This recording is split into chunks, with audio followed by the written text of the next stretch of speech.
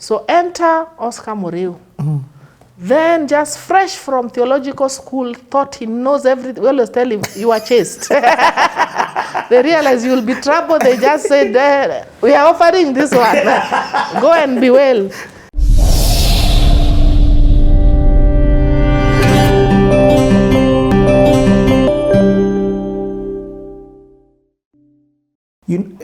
When I introduced you today, I said you're a grandparent in terms of cheers. Yes. But Mavuna is non-existent. Nairobi Chapel is being birthed. Yes. Let's talk about the birth of Nairobi Chapel, because Nairobi Chapel has, I think, over 100 churches at its birth. Explain to us that genesis of how it comes to be. Yeah. So when we came into campus, there's this church that is currently Mamlaka Hill Chapel. Yes. So at that time it was just called Nairobi Chapel, but legally Nairobi and denominational church. But there were many old Caucasians, and they would wear funny bonnets here, the ladies. So would look at them, and it was strange. So it was part of what is called the Brethren Church, where there's no pastor. The members come every Sunday or even Wednesday for prayer meeting, and it's as the Spirit leads. Wow. So there's silence. You all sit quietly. So we went once, we were like, so you all sit quietly. If God impresses on you a song, you tell people, let's stand to him. So you sing, then there's silence. Then somebody else will sing, there's silence. Then after 2-3 songs, you sit quietly, meditating. Then somebody will stand up and share the word. It was so strange for us. We went once. We thought something weird here. But it's beautiful. Then it was around that time, Pastor Oscar, then we used to just call him Oscar, was sent. He was a young student, newly married. He used to go to Nairobi Baptist. So this group that was the Brethren Church, the church had dwindled down in numbers to less than 20. Sometimes and 90% of them being white. Yes, and very old whites. And so that they could tell this church is completely dead and almost a lost case. But because of how strategic that location is to the outreach or to campus, it's straddled between two halls of residence. They thought they don't want to sell the church, because it could fall in any hands. You could find a casino came up or something. So they didn't want to sell that property. And they thought, we don't have the capacity, but let's pray and ask God to guide us to a church that may not be brethren, but has a vibrant youth ministry, because these guys are in the center of the University of Nairobi, of course, surrounded by youth. So they landed at Nairobi Baptist and said, we have a church. Beautiful location, strategic to reach out to young people, but we don't have the pastor, and we are all old. Some of us are even going to go back home. So enter Oscar Muriu. Then just fresh from theological school, thought he knows everything. We always tell him, you are chaste. They realize you'll be trouble. They just said, we are offering this one. Go and be well. So at that time, Reverend Mutava Musemi was a senior pastor at Nairobi Baptist. And Bishop Oscar then was a young, new graduate.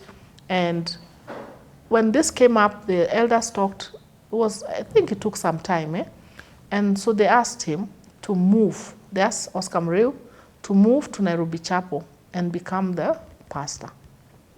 Then they asked members, congregation members of Nairobi Baptist, if you are a college student at Nairobi University, could you consider moving to Nairobi Chapel, whether it is for 1 year or 3 years? Then any of the people in Nairobi Baptist who were young couples, would you consider moving there, at least to help the church have some traction? So several people moved, and one of the couples that moved there, of course this time Bishop Oscar is coming, is a young guy coming to college, offering barbecue things, and as the guys are like, cult. Then we started noticing, but Shiko and Paul Kimani, our Bible study leaders, and they are solid, have moved in. Then we noticed, our friends from Nairobi Baptist, Kina Emmanuel Mbevi, are the ones leading worship. Then I thought, it can't be a cult. Oh, because you had experienced yes, it in its... Us were enjoying it just for campus things, but we had never gone there for service. But you had been there when it was a brethren. Yes, a brethren. Yes, our first year of campus. So when Pastor Oscar comes as outreach to you guys, what he starts doing is... all the fun things campus students would like. Including free nyama. Yes. Yeah, we ate. And not a quarter. Says, I'm bringing 5 goats. There'll be barbecue pits around. So you just come cut your nyama or meat and we had fun. And then what happens? What happens in that? So a few people the church is beginning to grow. No, even before you get the church, hey, here I'm taking these things slowly because you are dropping gems that we may never get. Okay. First of all, thank you for that. You are really sharing a lot. So when you do the outreach, what then would happen? Or just a fun time and with the word and preaching? Yes. Okay. It's a fun time with the word and preaching because he was just reaching out. Okay. And he told us at that time, he tell us he's praying for God to bring 300 college students. And then he'd begin writing names on his Bible. So he even showed us, at one time he showed us his Bible at the back.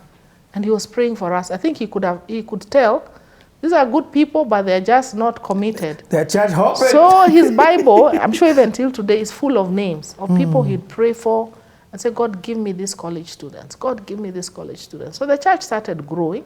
Then we started seeing people who are serious about God, and we knew them coming to join this church. So when we went to Lighthouse and we were told stop church hopping, we decided, guys, but see, there's this church right here, let's commit. So that's when we committed to stay in Nairobi Chapel. First and foremost, I have to ask you, who are these people that you're with that every time you're saying we? So several of my friends in college, Mary Wamai, Lillian Mutisia, Mike Wamai, Danzo, Daniel Mutunga, and all of us were just the same people who were being discipled, or Shiko and Paul were in Bible study groups with us. But then there was a bigger group, just your normal hangout group. And it's got also guys. Yes. Okay. So Shiko used to take the girls for study alone, Paul alone, but their times would mix. Okay. But again, when I say we, the circle had gone even beyond people who were in our Bible study, but we knew each other as Christians in college. So we started seeing each other with, that first group we settled, then things happened.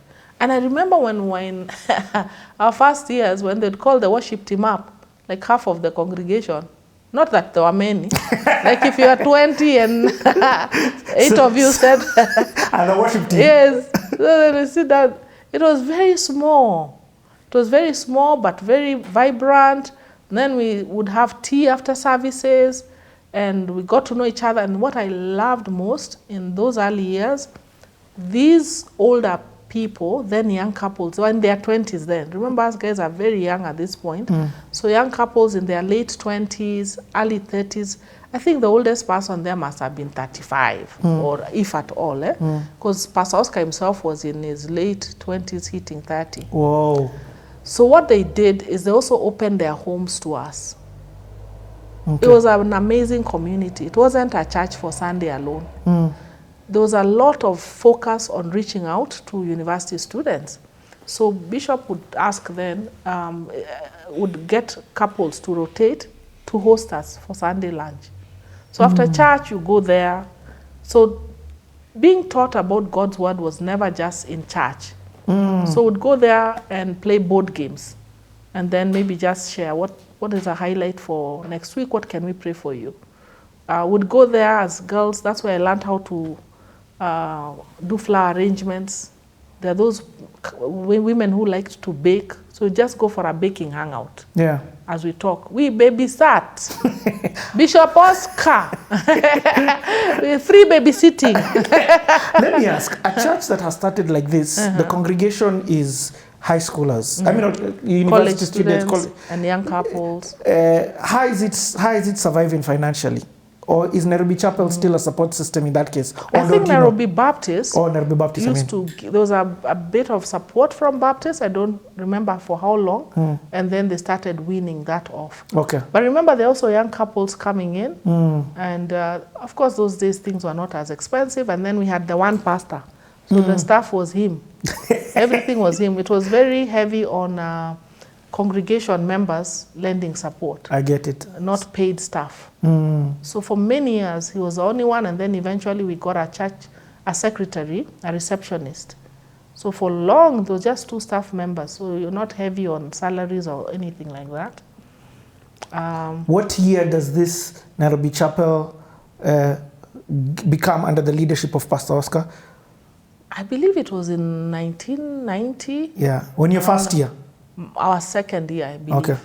Okay. Yeah, because first year was mostly this Brethren congregation. Then most of And our your church second hopping. year, yes, and most of our second year, then we see this guy, half of very suspicious of him, and then eventually we settled down. So all of my third year, I was now fully involved in Nairobi Chapel. Okay. But during the week, we had many other university students meetings. So if you are from a very super Pentecostal background, there was a Christian Union. I tried it once. St. Paul's is there? Yes, for the Catholics. The Christian Union, I went on a Friday. It was a Friday, and I was wearing jeans. I didn't know it was a no-no those days. Ooh.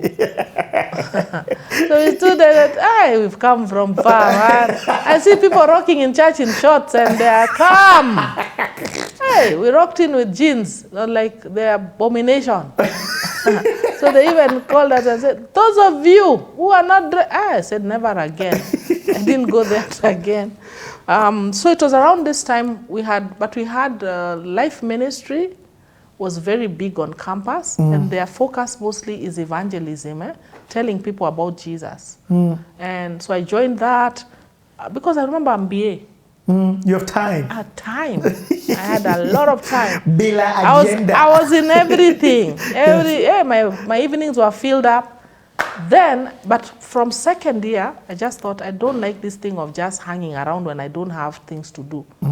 So I noticed there are several friends who are doing architecture and arts and design who had so much work. Yeah, just basic things. They need diagrams drawn or shaded. They have the miniature designs. They need trees fixed and things. So I started helping out a lot. So for many years, for the last 2 years, people used to think I'm an architect student because I'd been ADD where they are. So and would work late because sometimes when they have a presentation, you are doing the whole night. Yeah. So I'd do a lot there, and that's how I met Tim, my husband. So but we'll come to lend a hand to somebody. He was an electrical engineering student. Wow. I'd seen him, I knew him in our youth group, and one day I meet him as we are going to class, and he looks so frazzled. And we asked him, what is it? He said, and remember, this is not the season before computers were a big, we had one big computer in Nairobi Chapel with a green screen. And floppy disks and everything. Couldn't touch it. It was only touched by the pastor.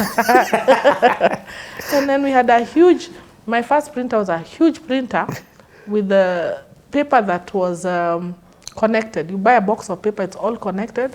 The thing would just be shaking.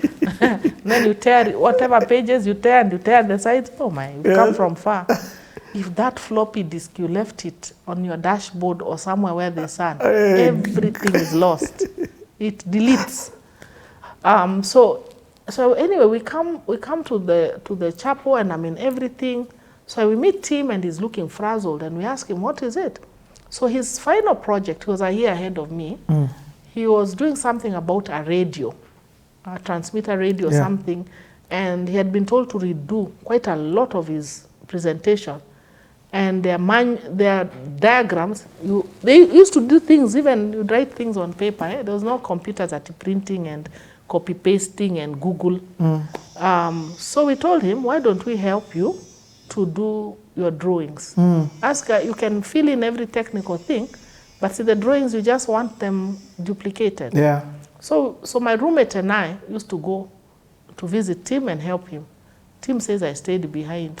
I don't believe it. He just says that after we were done, I continued. I'm like, Tim, I don't think that's the story. But life in campus was great. So that's when you started dating? No, not in campus. Oh, not in campus? Yes. Okay, in campus. We had made a commitment again. You see the power of having good friends. We had said, let's not start dating. Nobody told us. We just thought, why date when you're not ready for marriage? Let's just be good friends. So we had good friends, guys, would go up Gong Hills on Saturday. We tell the University of Nairobi, we will not be here for lunch. We need sandwiches. Hey, it's packed for us. Fruits, we go up. We had fun every weekend. I'm telling you, me campus was fun. Would go out for concerts. Kina Limitex would be in town. Kina Who would go out. Dancing then became a big thing. Before that, there was not dancing in church when we were little was terrible, unless it was when Salvation Army and the Luya songs. Those ones you move a bit. But until coming to a main church and at a dance group, now we started seeing that around that time. Were you in one? Remember me, I danced well seated. I tried once, twice. I even tried music festivals. Our teacher told me, behind. So I knew that's not my thing. Let me just enjoy the songs. So anyway, what about the churches? What about the other churches near the university? In fact, it just hit me. There's so many churches. There are many. They've always been there. The St. Paul's was there, which is Catholics. So the Catholics were going there. Yes. And then what's the other one? All Saints, is it? There's All Saints. So people who are Anglican. But then there's always this, now not as much, but in that time, when you're a young adult, you want a space where you guys are involved. You're not just, so there are some of those churches were not early in starting those. So the churches like Nairobi Baptist, and Chapel and all, you'd find a lot of guys who are Anglicans, when they came to college, would move out and come to churches like Baptist, Nairobi Chapel. So there's always a mass movement. And then it's later, maybe when they get married and they have kids, some of them now think, hey, let's go back to our roots. Yeah, so even though there was the Anglican church, there was St. Paul's Catholic, the Catholic Church has always been there. Of course, the Jewish synagogue has always been there. The Lutheran Church, Nairobi University is surrounded by everything. Yeah.